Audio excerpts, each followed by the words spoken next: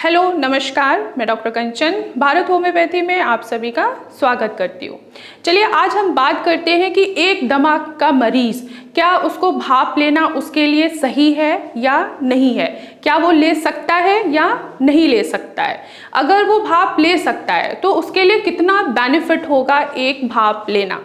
तो मेरा जवाब यही होगा आप सभी के लिए कि हाँ, एक अस्थमैटिक पेशेंट भाप ज़रूर ले सकता है, उससे कई ज़्यादा बेनिफिट्स उसको मिलेंगे।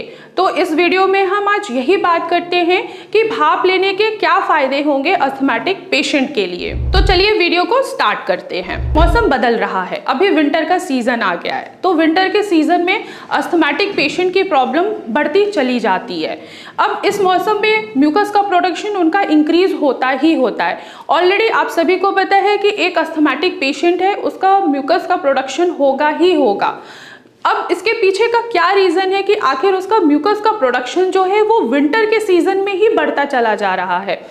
तो इसके पीछे का यही रीज़न है कि जो एक अस्थमा का पेशेंट होता है उसका जो इम्यून सिस्टम होता है वो पहले से ही ऑलरेडी क्या है, वो हाइपर एक्टिव है, जिसकी वजह से म्यूकस का प्रोडक्शन उनका बना रहता है। लेकिन जैसे ही मौसम बदलता है, जैसे ही सीजन्स बदलते हैं, जैसे गर्मियों से ठंडी का सीज़न आ चुका है, इस मौसम में अस्थमा के पेशेंट जो है उनकी कंडीशन क्या हो रही है, डे बाय डे इंक्रीज होती चली जा रही है, यानी कि वर्स होती चली जा रही है।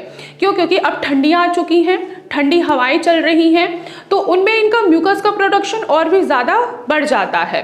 तो इस कंडीशन में अगर एक दमा का मरीज़ भाप ले रहा है तो उसके लिए बहुत ही ज़्यादा बेनिफिट होता है। तो आइए समझते हैं कि आखिर भाप लेने से क्या बेनिफिट होगा।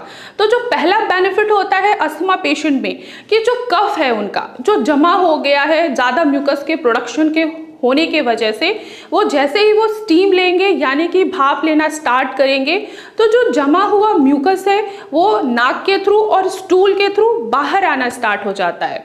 दूसरा जो उनको बेनिफिट ये मिलेगा कि जब वो स्टीम लेते हैं तो जो चेस्ट की मसल्स हैं जो कफ होने के वजह से बहुत ज़्यादा एग्जॉस्ट हो जाते हैं और साथ ही साथ पेन होना स्टार्ट हो जाता है पेशेंट को, वो भाप लेते ही जो मसल्स उनके एग्जॉस्ट हुए हैं जिसके वजह से पेशेंट को पेन फील होता है चेस्ट में, वो धीरे धीरे क्या होगा, कम होना स्टार्ट हो जाता है। तो भाप लेना अस्थमैटिक पेशेंट के लिए बहुत ही ज़्यादा बेनिफिट होता है।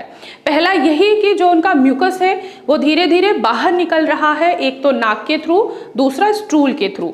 दूसरा, भाप लेने के वजह से जो उनके चेस्ट में कंजेशन है जिसके वजह से उनको पेन बरकरार है, वो धीरे धीरे उनको आराम मिलना स्टार्ट हो जाता है। तो चलिए अब जानते हैं कि अस्थमैटिक पेशेंट को भाप लेने का क्या तरीका है, आखिर वो किस तरीके से भाप ले कि उनका जो म्यूकस का प्रोडक्शन इतना ज़्यादा बना हुआ है, चेस्ट में कंजेशन फील हो रही है, साथ ही साथ उनको सांस लेने में तकलीफ हो रही है, तो ऐसे किस तरीके से स्टीम ले जिससे उनको तुरंत ही आराम आ जाए।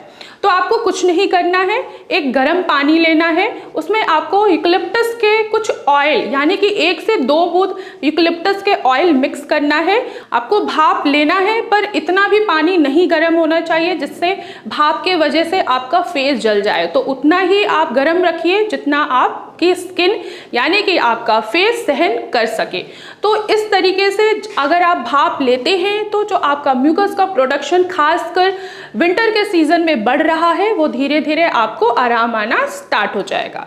तो मैं आशा करती हूँ कि आपको समझ में आया होगा कि आखिर स्टीम कैसे लेना है और एक दमा का मरीज स्टीम लेने के उनके क्या फ़ायदे मिलेंगे। तो आज की वीडियो में बस इतना ही, फिर मैं मिलूँगी नेक्स्ट वीडियो में। तब तक के लिए धन्यवाद।